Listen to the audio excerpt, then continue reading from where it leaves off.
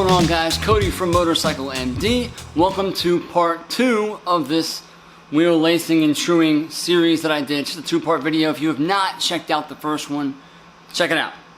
It's where we go through a 36 spoke equal flange tub and lace it. You know, because you can't true it without lacing it, and you can't lace it without, well, yeah, you can. In part 2, we'll be going through truing it, okay? Some techniques that I think will be helpful for someone who is doing it for the first time, okay? Very fundamental, basic understanding of what's going on. Obviously, like most things that you do on your motorcycle, requires some type of dumb or expensive tool to do the job correctly. This does require some type of truing stand.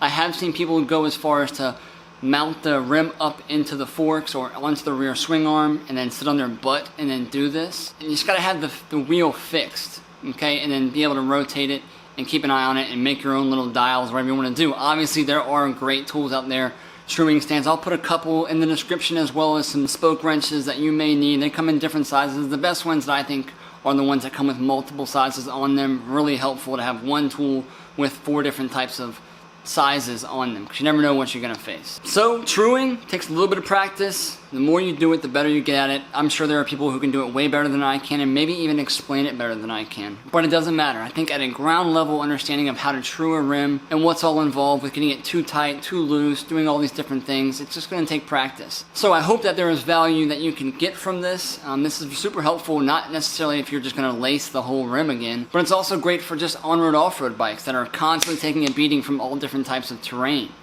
Sometimes spokes loosen up. It can happen. Sometimes spokes break. Being able to evaluate and say, okay, this is ultimately what I need to do, and spend the time on it to get it turning in a somewhat straight line is important. Plus, it's super easy just to grab a wrench, start tapping on your spokes, and see if any of them need to be buttoned up.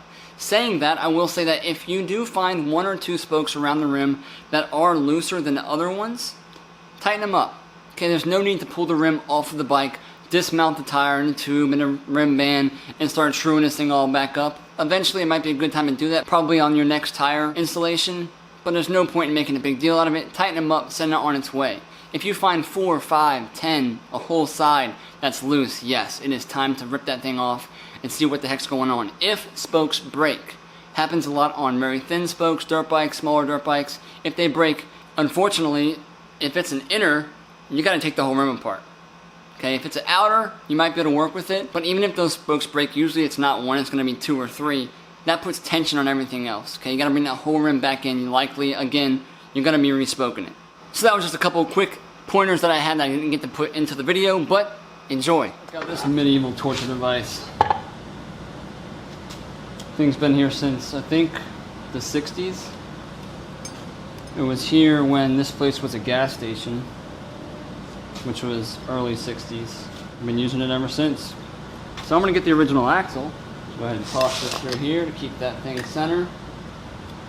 All right, I'm gonna bring this up into here. I wanna make this in line with my truing stand. Each truing stand is different depending on what you're doing, so I wanna try to keep this thing level. There are much nicer truing stands out there, ones that have little bubble balancers on them and to make sure everything's nice and straight, but I'm not too worried about that. And so I have this white piece of paper on here so I can kind of see as a nice background. But I want to bring this up. This part we made it so it's adjustable, and I can bring this in and measure the sidewall hop or wobble here. And once I get it up, I'm just going to strap this thing down. Oh yeah! Oh yeah! Look at that. We got a little bit of wobble. What you think? Yeah, imagine going on the road like that. One of the biggest mistakes people make, people start doing this stuff and they don't have the spokes tight enough to start even making adjustments. They're bringing it all into true and they're making little adjustments and they're not tight enough, so when they go to make a small adjustment, a big change happens. Like, what the heck's going on? I'm chasing this all day long for hours and hours and hours, when really you just need to have the spokes taut to begin with to start going after it. So this is the number 10 spoke wrench. A little square, and I'm gonna go around. I'm gonna start with my taped one and just start tightening them up, mainly my inners. Okay, making them super tight, just snugging them, because I have to go all the way around the wheel first before I start going too much.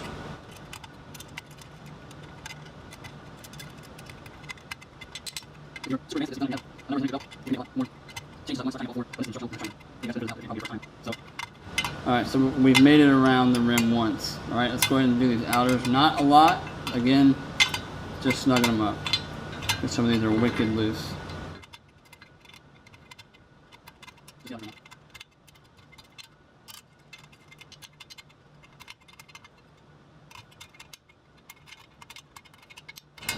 I'm going to try to tighten them up as even as possible as well. So if I do 2 turns on this one, I have to do 2 turns on the other one as well. The other outer. Alright. So we brought it in a little bit. Still got some wobble, obviously. But I'm not too concerned about the wobble just yet. Right now I'm going to focus on any hop movement. Just the rim going up and down. And we're going to try to bring this to somewhere that's usable. Okay? So, inner spokes. So obviously you have right inner spokes and left inner spokes. Okay?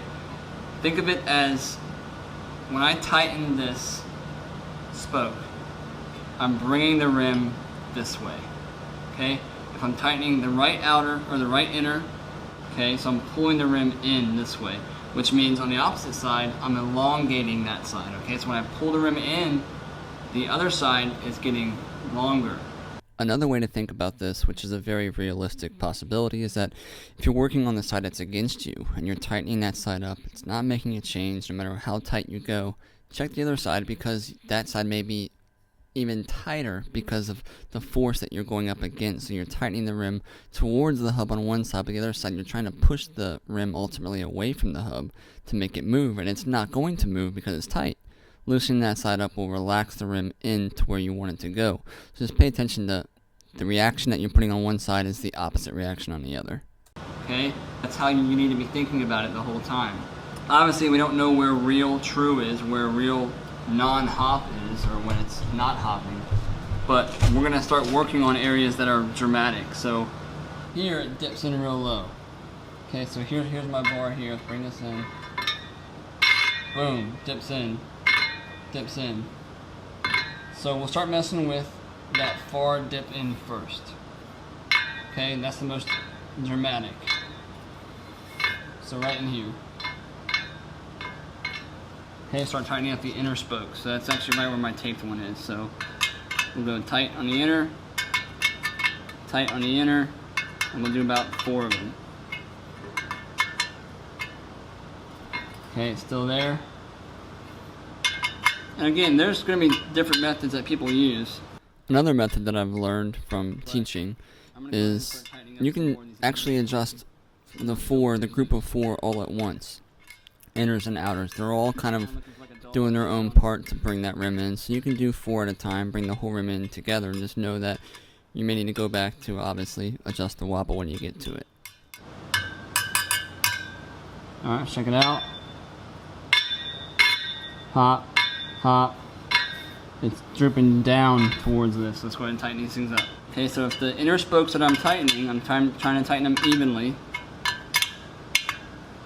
If they're not making a difference, so when I loosen the opposite side over there, it allows that to bring it in more. And these are pretty tight now. That's pretty tight. It's not the final tight, but it's tight. So this is where that drop was, right in here. So right in here, I'm going to take this, go 90 degrees from that, and start loosening up these inners. Okay? Just about 4 of them. 2, 3, 4. Maybe if these outers are really, really tight right now, maybe get those a little loosening. We want that rim to go back towards the other way. Fighting each other. They're both getting tighter and tighter. So let's go back over to that hop again, which is right here. Try to tighten these back up again. Maybe tighten some of the outers now too. That one's way loose. Outers are not affecting hop that much, but they do affect it some. Especially how tight the inners can go. If the outers are super tight, then the inners can't really go anywhere. Alright. Tell you what I will do. I'm going to bring that really wide wobble out real quick because little distracting to me right now. The outers on this side will bring the rim that way. The outers on this side will bring the rim the opposite way. Again, still kind of pulling on the rim because it's tightening it, but it's mainly working on these swoops left and right. So it's far out left that way. I'm going to go ahead and tighten from where it swoops in to where it swoops all the way back out and then comes back in again. So this whole side, I'm going to tighten these outers up.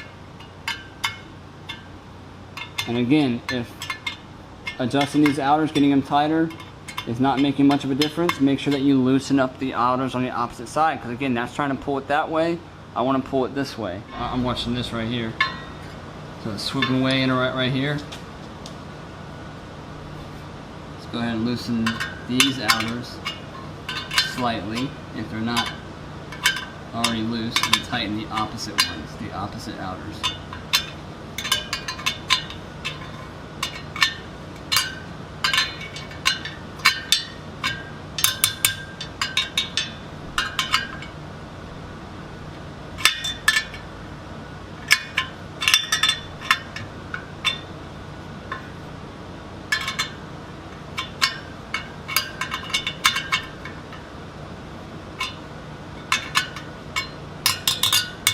Still don't have like a ping to it yet.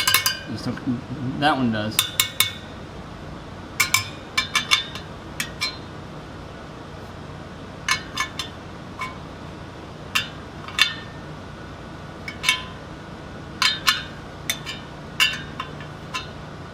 Loosen up the opposite side to swing it back out of the way still.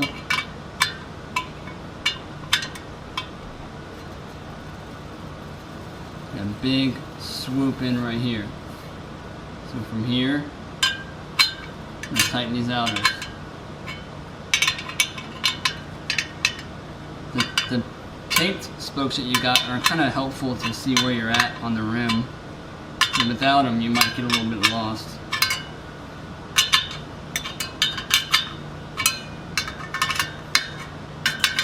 I just pulled the rim and bunched that to the left. Alright, it's a little bit better. Again, I should be doing the inners more, but I like to get the rim as close as I can to being somewhat usable. Heavy swoops left and right can kind of be distracting when you're trying to do inners. Alright, so see how it juts out the other way now? Well, let's try to attack that one side that goes way over that way now too. Here.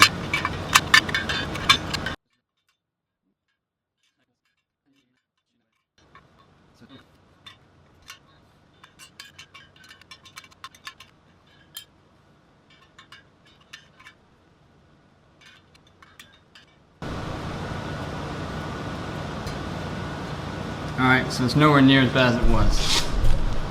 Okay, we still got a swoop, but we'll deal with that later. Right now, let's focus back on this hop. So right there, it comes this way a lot, so I'm going to tighten it to bring it that way. Inners only.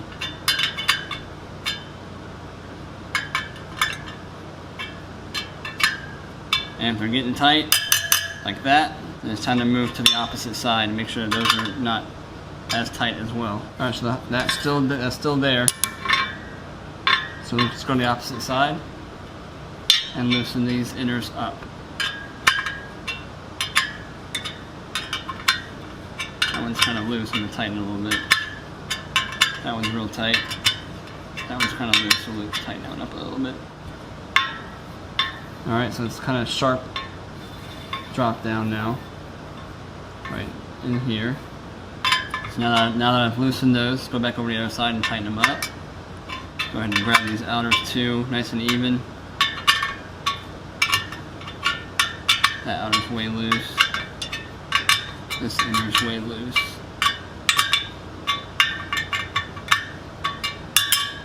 So we're starting to get a little bit tighter now.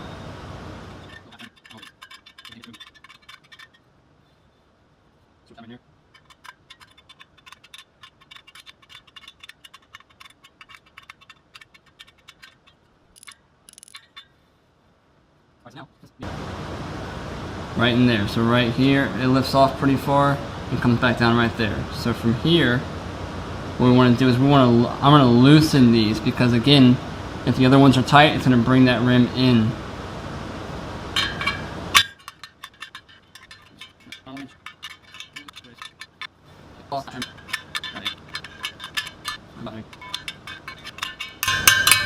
You kind of hear the tension that I'm working with.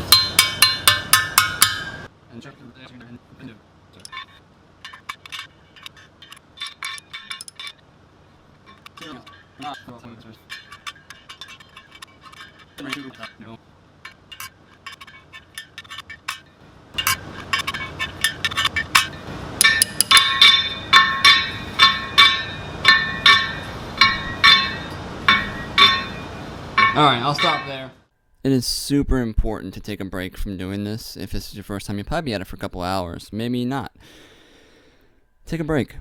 Come back in the next day, next morning, cup of coffee, fresh hands, fresh sight, and you'll be surprised at how much that does help. Brought this back in the next day. It was a late night. Got it knocked out. The service limit on these things is actually pretty forgiving. General spec is around 50,000. It's about 0.05. Once you're done, go around the rim, give everything a half turn, bring everything in. You're not trying to play a musical ballad with the noise of the spokes. Just get them all tight, recheck it, throw some tires on there. Alright guys, that wraps it up. I hope there was something that you could pull from it. Let me know in the comments below. Did it help? Did it make things worse? This same principle can be applied with a more amount of spokes as long as they are equal flange and they pull diagonally, just like I was mentioning in the video on the first one. 40 spoke, it doesn't matter. Lace them the same way. But when you get into offsets and that kind of stuff, this video may not be that helpful. But I want to thank you guys so much for checking this video out. I also want to thank everybody who's been visiting the live streams that I put up every month. If you're not already on the mailing list, join it. Okay? Through the email list is how I get the information out to you about a new video coming out or a live stream that happens. They take place every month. Usually on a Tuesday, I try to bang one out, and I'm trying to get into a more scheduled, routine live stream as well as videos coming out, but it has just been a number of different things going on. Right now, the garage is about 93 degrees, even with fans blowing. I'm just sitting in hot garage fan air. It's pretty miserable, but I have an AC coming. I'm pumped about that because I'll be able to do some more stuff in here, hang out longer, shoot more videos. I just can't wait. Also, if you consider yourself a supporter of MotorcycleMD, well, I have something awesome that I've been working on with my close friend and graphic designer on a new t-shirt design that's coming out. If you guys have ever seen the cartoon, hand-drawn version of MotorcycleMD logo that he put together, especially for me, which was amazing, well, that's going on a shirt, but I need your help voting on it. Okay, I will be sending an email out to all the people who are on the email list. I have a couple different colors that I want to try to pick and choose from and see which ones you guys like the best. Look how bad. Look. It's hot. Sweating buckets. I just put the shirt on and I've completely soaked it. And for those of you who are brand new to the channel, welcome. Thanks for hanging out, checking out, spending your time. Hopefully you can find some type of good source of information from the videos that I have. But if you need more in-depth help, if you have carburetors that need to be cleaned, if you just bought a bike and you're ready to get it running, but something is stopping you from going further, the Inner Circle membership is a website that I have created for people to build a community with, help them out, post videos, share discussions. I have tons and tons of content on there that's not here on YouTube. And I have carburetor videos for single carbs, twin carbs, inline fours, V4s, and the list keeps growing. I'm actually working on a set of CB900F carburetors that will be going up hopefully this month. So check that out. I'd love to see you in there. There are tons and tons of smart guys in there who will also want to help out. They are my people. They are awesome. But yeah, that's all the updates that I have, and I'm done sweating. So I'll talk to you guys later. As always, Cody from MotorcycleMD, bringing you guys some quality tips or tricks for your next build or your daily rider. I'll see you guys next time. Later.